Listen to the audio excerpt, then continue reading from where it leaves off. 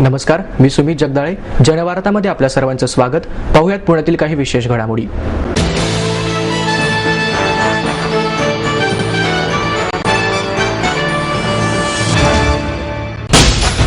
मुंबईमध्ये दिला 3000 पेक्षा जास्त महिलांनी प्रतिसाद. आता वेळ आहे पुण्याची.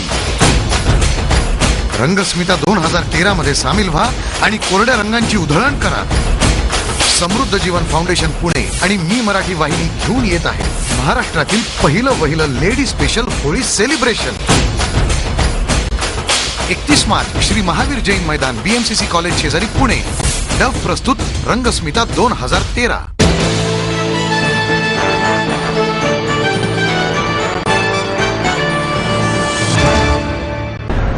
छत्रपती शिवाजी महाराजांची 384वी जयंती शहरातील चौकामध्ये मोठ्या उत्साहाने साजरी करण्यात आली. हिंदवी स्वराज्याचे संस्थापक आणि महाराष्ट्राचे आराध्य दैवत छत्रपती शिवाजी महाराज यांची जयंती फाल्गुन वैद्य तृतीयेला साजरी केली जाते. शिवाजी महाराजांची 384वी जयंती शहरातील प्रत्येक चौकांमध्ये, गल्लीबोळांमध्ये मोठ्या उत्साहात आणि जल्लोषात साजरी केली जाते. शहरातील चौकामध्ये शिवाजी महाराजांच्या प्रतिमेला पुष्पहार अर्पण करून आणि हिंदवी स्वराज्याचे प्रतीक म्हणून मशाली पेटवण्यात आल्या. विविध मंडळांमध्ये शिवाजी महाराजांच्या जीवनावर आधारित पोवाडे लावण्यात आले आहे. अनेक मंडळांनी सांस्कृतिक कार्यक्रमांनी आणि दुष्काळग्रस्तांना मदत म्हणून विविध उपक्रम राबवले आहेत. विविध मंडळांच्या वतीने मोठ्या मिरवणुकाही काढण्यात आल्या आहेत. अशा विविध कार्यक्रमांनी जय भवानी जय शिवाजीच्या गजरात शिवजयंती मोठ्या उत्साहात साजरी करण्यात आली.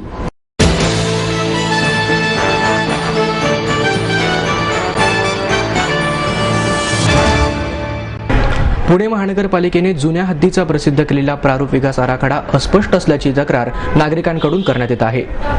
महापालिका प्रशासनाने जुन्या हद्दीचा प्रारूप विकास आराखडा नुकताच प्रसिद्ध केला आहे, परंतु त्यामध्ये मोठ्या प्रमाणात त्रुटी आहेत.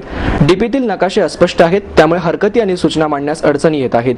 महापालिकेने प्रारूप विकास आराखडा प्रसिद्ध करताना 1987च्या जुन्या हद्दीचा मूळ आराखडा, प्रशासनाने शहर सुधारणा समितीपुढे सादर केलेला आराखडा आणि मुख्य सभेने उपसूचनांसह मंजूर केलेला आराखडा यांचे नकाशेही प्रसिद्ध करावेत अशी मागणी करण्यात आली होती. दरम्यान राज्य शासनाने त्यासंबंधी कोणत्याही सूचना न केल्यामुळे प्रशासनाने त्यांच्या सोयीनुसार केवळ बदललेला प्रारूप विकास आराखडाच प्रसिद्ध केला आहे. त्यामध्ये सेक्टरनुसार त्या भागांची नावं दिलेली नाहीत, तसेच नकाशेही अस्पष्ट आहेत. त्यामुळे नागरिकांना प्रसिद्ध केलेला डीपी समजून घेण्यास अडचणी निर्माण झाल्या आहेत. पुणे महानगरपालिकेच्या प्रशासनाने हा विकास आराखडा लोकप्रतिनिधींच्या देखील हाती जाऊ नये यासाठी जीवाचा आटापिटा केला.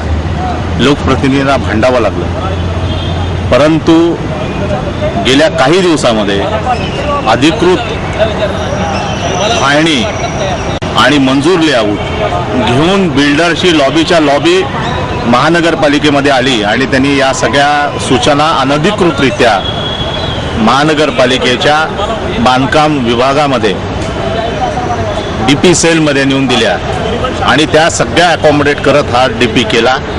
माझा मुद्दा एवढा आहे की हा जर गुप्त डीपी आहे तर ज्यांनी फाळणी बारा, मंजूर लेआउट हे दाखल केले त्यांना कसं कळलं की आपला प्रॉब्लेम आहे, आपल्या उपसूचनेमध्ये ह्या गोष्टी नाही आहेत. त्यामुळे याची संपूर्ण CID चौकशी केली पाहिजे. यांची नावं ही जाहीर केली पाहिजे की कुणी या फाळणी 7-12 फाळणी बारा आणून दिले आणि त्यांना कुणी सांगितलं आणि कुणाच्या सांगण्यावरनं या सगळ्या गोष्टी या डेव्हलपमेंट प्लॅनमध्ये घेतल्या, या सगळ्याची चौकशी केली पाहिजे अशी पुणे जनहित आघाडीची मागणी. कायदेशीर सल्ला घेऊन निश्चितपणाने अँटी करप्शन ब्युरोकडे याची तक्रार नोंदवणार आहे आणि अँटी करप्शन ब्युरोने याची जर दखल घेतली नाही तर मग हायकोर्टामध्ये जनहित याचिका दाखल करणार. ते भ्रष्टाचार झाला आहे असं नाही, पण याच्यामध्ये साधारणतः जो फायदा झालेला आहे, ज्या उपसूचना आल्या, एवढ्या उपसूचना लोकप्रतिनिधींनी दिल्या त्या जनहिताच्या साठी दिल्या का बिल्डरच्या हिताच्या दिल्या? त्या उपसूचना वाचल्या तर लक्षात येतं की यातली एकही उपसूचना जनहिताची नाही. यातल्या सगळ्या उपसूचना या बिल्डर हिताच्या आहेत. याच्यामध्ये कमीत कमी 400-500 कोटी रुपयाचा उलाढाल झाली असावी असा माझा प्राथमिक अंदाज.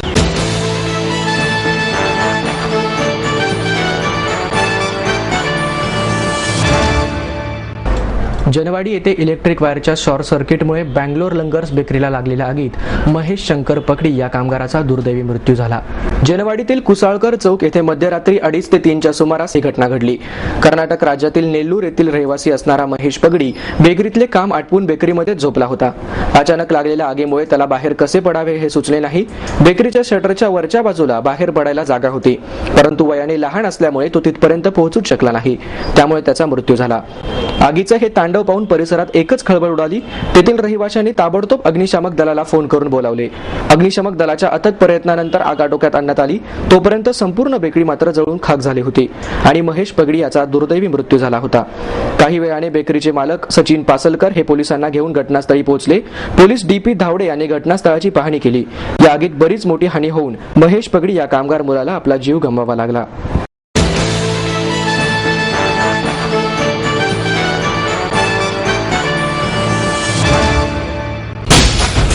मुंबईमध्ये दिला 3000 पेक्षा जास्त महिलांनी प्रतिसाद. आता वेळ आहे पुण्याची. रंगस्मिता 2013 मध्ये सामील व्हा आणि कोरड्या रंगांची उधळण करा. समृद्ध जीवन फाउंडेशन पुणे आणि मी मराठी वाहिनी घेऊन येत आहे महाराष्ट्रातील पहिलं lady special Holi celebration. 31 March Shri Mahavir Jain मैदान, BMCC कॉलेज शेजारी, पुणे. डव प्रस्तुत रंगस्मिता 2013.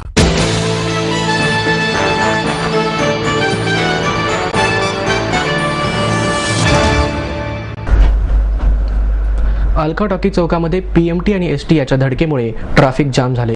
हडपसरकडून येणारी 111 नंबरची PMT मनपाकडे जाताना ब्रेक फेल झाल्यामुळे अलका टॉकीज येथील भारतीय विद्यापीठ समोर ST ला धडकली. त्यामुळे वाहनांची गर्दी झाली होती. या धडकेमध्ये कोणतीही जीवितहानी झालेली नाही, मात्र PMTचे बरेचसे नुकसान झाले आहे. बसच्या ड्रायव्हरला आणि बसमध्ये प्रवास करणाऱ्या प्रवाशांना काहीही दुखापत झालेली नाही.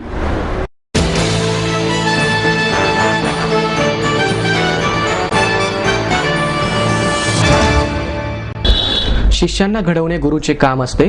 शिष्यांच्या जडणघडणीतूनच गुरुला गुरुत्व प्राप्त होते, असं प्रतिपादन पंडित सुरेश तळवळकर यांनी केले. क्रिसेंडो आणि पंडित रामदास पळसुळे यांच्या शिष्यांनी तालयोगी पंडित तळवळकर यांना पद्मश्री मिळाल्याबद्दल ज्येष्ठ सतारवादक उस्ताद उस्मान खान यांच्या हस्ते त्यांना सन्मानित करण्यात आले. यावेळी सत्काराला उत्तर देताना पंडित तळवळकर बोलत होते. ते म्हणाले, संगीत ही कला आहे, त्यावर कोणाचीही मक्तेदारी नाही. गुरूंनी शिष्यांना घडवताना आपल्यापेक्षा जास्त ज्ञान देण्याचा प्रयत्न करावा, त्यामुळे गुरुस्थानी पोहोचल्याचे समाधान मिळते. पंडित रामदास पळसुळे हे माझे सर्वात आवडते शिष्य आहेत, कारण ते आपल्या कलेला सातत्याने रियाज करण्यावर भर देतात. गुरुकुल पद्धतीमध्ये आज तिथे उपलब्ध साधन सामग्रीला अधिक महत्त्व देण्यात येत आहे. मात्र गुरुकुल पद्धतीमध्ये गुरु आणि शिष्य यांचे नाते सर्वश्रेष्ठ असते, याची जाण ठेवावी. उस्ताद उस्मान खान म्हणाले, पंडित तळवळकर यांचा पद्मश्री मिळाल्याबद्दल आणि पंडित पळसुरे यांचा 50व्या वाढदिवसानिमित्त एकत्र सत्कार होत आहे. हा अतिशय चांगला योग आहे. या निमित्तानं गुरु शिष्यांचा एकत्रित सत्कार ही परंपरा निर्माण झाली आहे. पंडित तळवळकर यांच्यासाठी पद्मश्री ही पुरस्काराची सुरुवात आहे. त्यांच्या पुढील वाटचालीत त्यांना यापेक्षा मोठे सन्मान मिळतील हे निश्चित. विशेष मुले आणि सामान्य मुलांना सर्वसमावेशक ज्ञान देणाऱ्या अंकुर विद्यालयास यावेळी वाद्य प्रदान करण्यात आली. तसेच ज्येष्ठ गायक पंडित विजय कोपरकर यांचे गायन आणि मिलिंद तुळणकर यांचा जलतरंग वादनाचा कार्यक्रम झाला.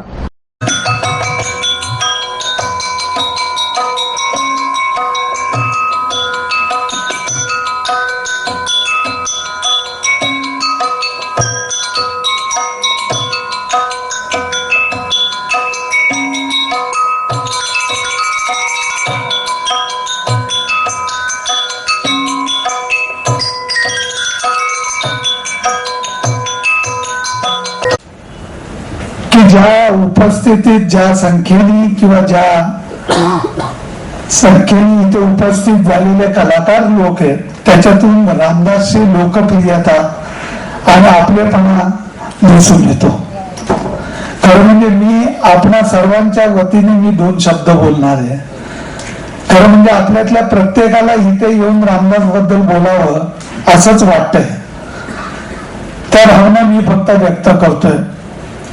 रामदासला मी अगदी लहानपणापासून पाहिला आणि त्यावेळेला त्याच्यातला जो कलेचा स्पार्क पाहिला तो आजही तसाच आहे. शाळेत जात होता, काहीतरी मला असं वाटतं 8वी 9वीत काहीतरी असणार. त्यावेळेपासून मी रामदासला पाहिलं आणि मला असं वाटतं की ती जी त्याची आवड होती ती आवड आजही कायम असते. आवड म्हणजे कला, आणि ही कलाच मनुष्याला आयुष्यभर तरुण नेते.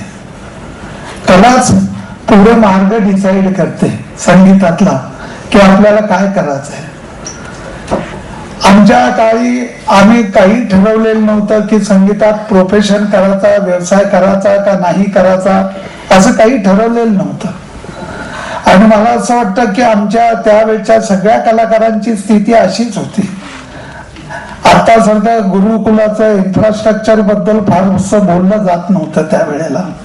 10x10च्या रूम मध्ये गुरु विद्यार्थ्याला तालीम द्यायचा आणि सगळे मोठमोठे कलाकार झाले. आता इन्फ्रास्ट्रक्चरची गोष्ट करतात सर्वजण. मला असं वाटतं की ह्या गुरु शिष्य परंपरेमध्ये गुरु आणि शिष्य ही दोनच गोष्टी महत्वाच्या आहेत. इन्फ्रास्ट्रक्चर महत्वाचं नाहीये. इन्फ्रास्ट्रक्चर काही शिकवत नाही, शिकवतो तो गुरु आणि शिकतो तो विद्यार्थी. ह्या दोघांमधला संवाद किती घट्ट चालतो ते दिसतं केव्हा की परंपरेमध्ये शिष्याचा शिष्य त्याचेही शिष्य पुढे येऊन स्टेजवर वाजवून जातात आणि ही परंपरा जोमाने चालते.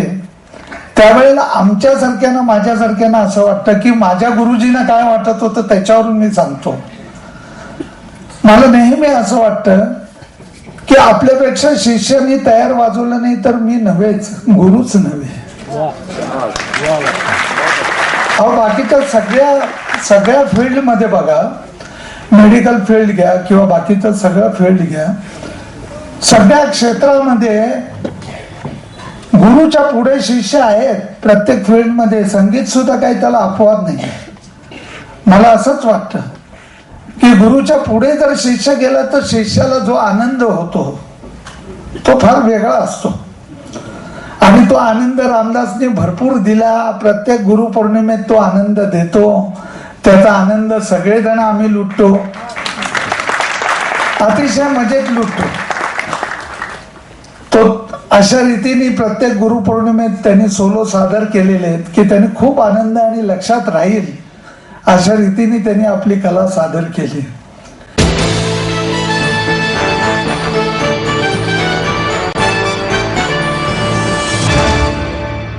नव्याने उदयास आलेल्या शाहिरांनी ज्येष्ठ शाहिरांच्या पोवाड्याची आणि शाहिरीची नक्कल करू नये तर स्वतः रचना करून कवणे करावी असं आवाहन ज्येष्ठ अभिनेत्री मधु कांबीकर यांनी केले. महाराष्ट्र शाहीर परिषदेतर्फे भवानी माता मंदिरात स्वर्गीय शाहीर जयराम नारगोलकर स्मृती पुरस्कार वितरण सोहळ्यात त्या बोलत होत्या. कांबीकर यांच्या हस्ते शाहिरा स्वाती राऊत यांना शाहीर नारगोलकर नवोदित शाहीर पुरस्काराने सन्मानित करण्यात आले. यावेळी महाराष्ट्र शाहीर परिषदेचे अध्यक्ष शाहीर दादा पासलकर, प्रमुख कार्यवाहक शाहीर प्रकाश ढवळे, नगरसेवक मिलिंद काची, विद्याधर नारगोलकर आदी उपस्थित होते. पुढे बोलताना कांबीकर म्हणाल्या की महाराष्ट्राच्या इतिहासात शाहिरी परंपरेला मोठे स्थान आहे. पोवाडा ऐकल्यानंतर रोमांच येतात. शाहिरी कला जतन करण्यासाठी पुरुष शाहिरांसह महिला शाहीर तयार होणे गरजेचे आहे. नव्या पिढीनेही ही कला आत्मसात करून लोकशिक्षणाचे काम केले पाहिजेत. दादा पासलकर यांनी शाहिरी संमेलन घेऊन शाहिरी लोककला जोपासण्याचं महत्त्वाचं काम केलं आहे. यावेळी शाहीर दादा पासलकर, प्रकाश ढवळे, शिवप्रसाद पासलकर, शाहिरा स्वाती राऊत, बालशाहिरा मुग्धा वाहवळ आदींनी पोवाड्याचे सादरीकरण केले.